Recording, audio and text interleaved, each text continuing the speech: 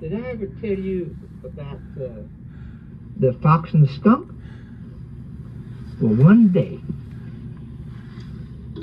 once upon a time, a long time ago, Mr. Fox slipped into a watermelon patch and stole a watermelon. He saw Mr. Skunk coming, so he ran and climbed a tree to stay away from Mr. Skunk. 'Cause, it just ain't nice eating watermelons around a skunk. But Mr. Skunk walked right under the tree and spoiled Mr. Fox's watermelon. Uh-oh. Dropped my watermelon. I shall get even with Mr. Skunk for spoiling my melon, said the fox. And down he jumped from the tree. He was so angry he ran up to Mr. Skunk and said, I'm going to have a fight with that striped thing. And he found out he couldn't whip Mr. Skunk. Boy, there was a little order empress battle going on there. So he decided to join him. If he can't whip him, join him. So he made friends with him. They walked along together for a short distance, and then Mr. Fox looked up and said, Heavens, it's going to rain. It's already thundering in Oklahoma.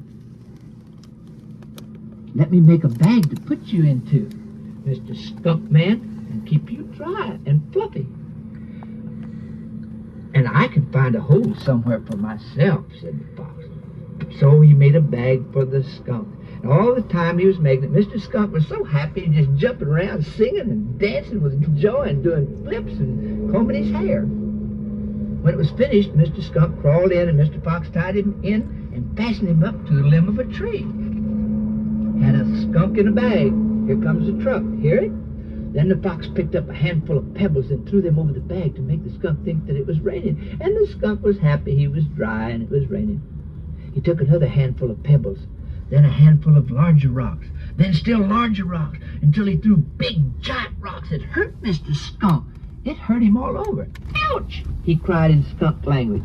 But Mr. Fox threw bigger and bigger rocks until he had bruised Mr. Skunk all over his black and white body. Then he left him to get out the best way he could. Now, said Mr. Fox, I can have all the watermelons I want, and there's no one to spoil them for me. So he trotted off for another melon.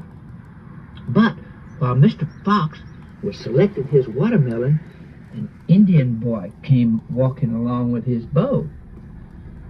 He owned the patch. And the Indian boy up and pierced him with an arrow.